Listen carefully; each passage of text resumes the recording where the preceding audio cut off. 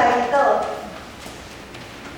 至圣的上帝，我感谢你，今仔是透过圣歌对所吟的诗歌，我看见主你为阮所陪伴的是遐尔水，遐尔丰富的生命，让阮用这个生命来吟诗，也有做的作曲家也用伊的生命来作曲，阮同心合意，而且将所有一切上好的拢献互你。也恳求主你帮助阮，伫今仔日圣乐主日，阮会当对头到尾领受主你丰丰富富的恩典，互阮伫时光、伫讲道、伫读圣经种种的服侍的中间，阮当经历主你丰盛的疼。阮安尼祈祷仰望，我是奉主耶稣基督的圣名。阿门。像今仔日是合堂礼拜，所以今仔日牧师用尽量用华语来讲道。今天合堂礼拜，牧师就用华语来讲正道。像今天的经文是记载在列王记下第2章19到22节，这是一个在记载是以利沙先知以利沙所行的一件神迹。耶利哥城在以色列人还没有进入到迦南地的时候，它曾经是迦南地一个相当重要的住房城。它的城墙非常的高耸壮阔，看到就哇，就管嘞，就高宽。所以当以色列人准备要从旷野进到迦南的时候，上帝他就超前部署了。上帝怎么超前部署呢？上帝呢，他就一直对他们信心喊话。当我们在读约书亚记的时候，会发现约书亚记一开始，上帝最常说的一句话是什么？4个字。5个字，丢公勇重大，要刚强壮胆。除此之外，上帝又使约旦河的河水被挡在上游，让这一大群好几十万人的以色列人呢，从约旦河床这样子跨过河床，进入到迦南地。上帝不断透过有形无形的神迹，透过有形无形的将这些事件来兼顾这些以色列人的信心，以至于当他们在面对耶利哥城，当他们看到耶利哥城的时候，不至于丧胆，不至于太过于无奈，也不至于失望。以色列人进入迦南后的第一场战役，就是在耶利哥城这个地方发生。我想这场战役的叙述，每一个只要有读过儿童主日学的会友或是慕道友，你们应该都很熟悉耶利哥城墙倒塌的这个故事。请问，耶利哥城墙，上帝让他们绕几天？7天。好，考一个数学题，总共绕几圈？1、2、3，总共绕13圈，对不对？前面6天，1天1圈，后面最后那一天是绕7圈。好，这个然后呢，就这样子绕，看似不可能的，通通变成可能了。城墙就这样子倒塌了，整个崩落，整个倒塌下来。在约书亚记的第6章26节，这里有说到，当时约书亚叫人起誓什么呢？就是有兴起重修这耶利哥城的人，如果有人想要重建耶利哥城，那么他会在耶和华面前被诅咒。只要重新修建耶利哥城的人会被诅咒，怎么诅咒呢？当这个城墙它在立根基的时候，当他在重新立这个耶利哥城的根基的时候，他的长子一定会死。当他安立门框的时候，他的幼子也一定会死。好，从约书亚记，他们以色列人进入迦南，过去了好几个世纪，然后我们进入到列王记的记载。在列王记里面记载有一位以色列王亚哈王，他下令重新修造耶利哥城。所以在我们在这个列王记上的时候呢，在列王记上16章34节，这里有记载说，亚哈在位的时候，有伯特利人希勒重新修建耶利哥的城墙。也是亚哈王吩咐命令他，命令一个人，就是伯特利人希伊勒重新修造耶利哥城。果然，他在立根基的时候，他的长子死了；当他在安闭门扇的时候，他的幼子也死了。正如耶和华借着约书亚所说的话，上帝的话从来都不是说着玩的，上帝的话从来都不落空。很多时候我们好像没有看见上帝的话应许，好像没有看到上帝的话成就，那并不是还没有成就，那并不是没有成就，只是我们人生命的有限，还来不及看到它成就，然后我们就过去了。在今天的经文第2章19节，耶利哥城的人对以利沙说：“这城的地势美好，这耶利哥城是这么好、这么肥沃、这么棒的一个地方。然而呢，可是呢，它的水质不好，土产不熟而落。这个耶利哥城，它虽然重新修造了，它依然有坚固的城墙。”它的市郊、它的城郊也有非常肥沃的土地可以耕作，只是它的水质很差，好像似乎还难逃这个耶利哥城，似乎还难逃被咒诅的命运。从耶利哥城，我们来思考一个问题，就是我们今天所居住的台湾，那是卡地的台湾，虽然几岁。我们台湾虽然非常的小，但是呢，怎样台湾是一个好所在啊？台湾又叫做福尔摩沙，非常美丽的一个宝岛。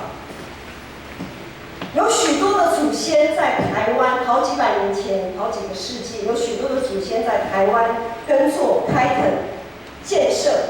不过，也在好几个世纪建设的过程当中，这块土地充满了许多偶像神明，这块土地充满了许多耶和华上帝看为恶的事情，就好像列王记的记载一样。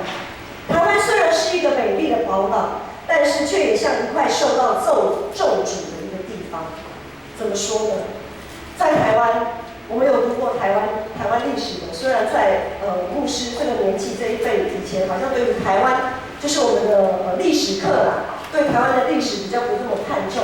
但是近几年来，对台湾历史有非常多深入的研究的文献都跑出来了。我们会发现，简单来讲，在台湾，我们会看到一代又一代受到病痛的困扰、战争的威胁、外族的统治，还有内部的纷争。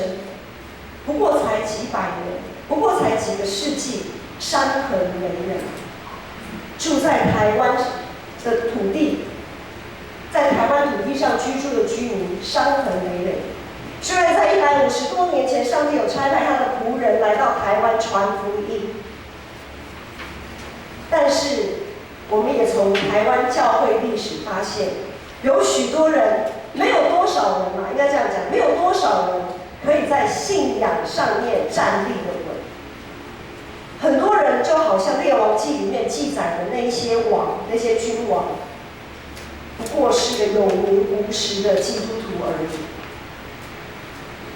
很多基督徒进来出去，进来出去，从前门进来，从后门出去。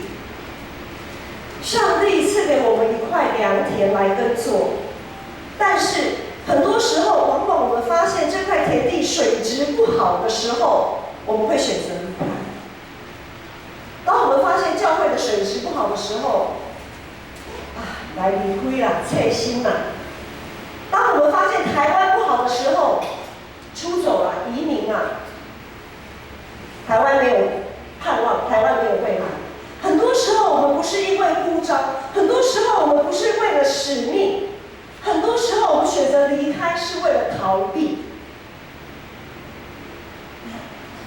台湾各地教会常常有许多人因为水质不好选择离开，许多信徒都想要捡现成的，却不想付出代价。许多信徒也只想出一张嘴，连一只小指头都不肯动。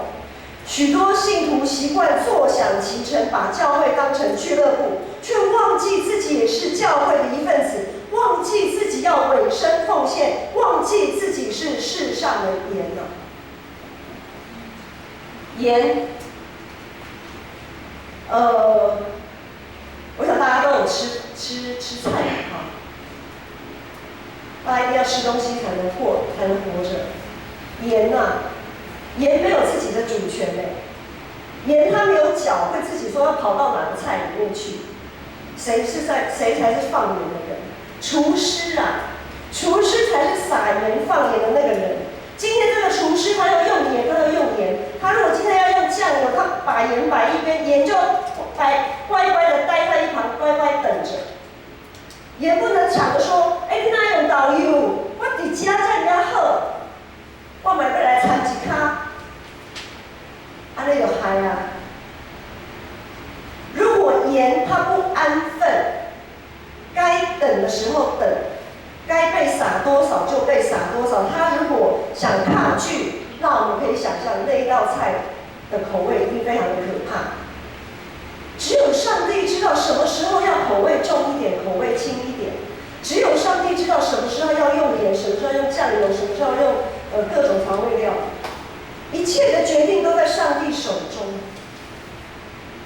我们也知道盐它有许多的功效，盐有什么功效？牧师上网查了一下，盐有40几种功效非常非常多的功效。好，稍微讲个几种嘛哈，调味嘛，好，盐会调味，大家比较知道的，盐也会防腐，盐可以消炎，还可以消除疲劳，比如说泡澡啊，好，盐浴啊，好，消除疲劳，还可以清除污垢，还可以除臭。好，我们就拿这几项来看哈，调味、防腐、消炎、消除疲劳、除垢、除臭。教会需不需要？教会非常需要。教会，我们每一个信徒、每一个弟兄姐妹在教会里面团契、共同生活，我们非常需要调味，我们非常需要防腐，我们非常需要消炎、消除疲劳、除垢、除臭。还有很多功效啊，有兴趣的可以上网去查。教会是医治、缠裹各种身心灵创伤的地方，非常需要我们发挥盐的这个功效。在今天的经文第2章21节，这里记载说，以利沙将盐倒在那个水质恶劣的那个水，耶利哥城的水里面。以利沙将盐倒在水中，治好了这个水，从此不再有人死，也不再会土地呢，从此也会重新有好的出产。那水治好了，直到如今啊，好的水质是一个人可以赖以为生重要的条件，而好的生命品质更是我们可以活出光彩、活得有价值的一个条件。无论是水质还是生命的品质，这2样都不是用金钱或用我们的势力才能可以换来的。当耶利哥人因为水质不好的时候去拜托、去求问上帝的先知以利沙的时候，就代表这个背后有一个很重要的意义，就是他们领略到一个非常重要的一个要件，就是当他们求问上帝的先知的时候，就代表他们是在求问上帝，他们是在向上帝讨救兵啊，因为他们已经没有办法。而耶利哥城人这个心智，他们这个转变，成就了上帝透过以利沙所行的这个成绩。只有上帝可以将咒诅变成祝福。弟兄姐妹，可能你已经发现，在教会里面有一些不好的现象，可能你会发现，在教会里的水质好像不是那么的好，也发现，在教会里面你的弟兄姐妹的生命品质也不是那么的优。或许你现在正在想着，不如离开吧，很想离开，因为我看到了许多让我不是很舒服的这些事情。但是耶稣对我们说，我们是世上的盐，并且我们要成为彼此的盐。按着上帝，我们要让上帝按着他的心意，将我们生命的盐撒在彼此的水泉里，让每个人生命的水质可以变得好，并且可以按时结果子。弟兄姐妹，牧师再说一次，这也是耶稣对我们所说的话。你们是世上的盐。弟兄姐妹，你们是世上的盐。无论教会还是世界，我们每一个人都是上帝所重用、看为宝贵，是那不可或缺的存在。耶稣在我们里面，我们在他里面。我们要在上帝所赏赐的每一天，天天用盐彼此调和，用纯洁的友谊彼此相爱，让这世界可以变得更美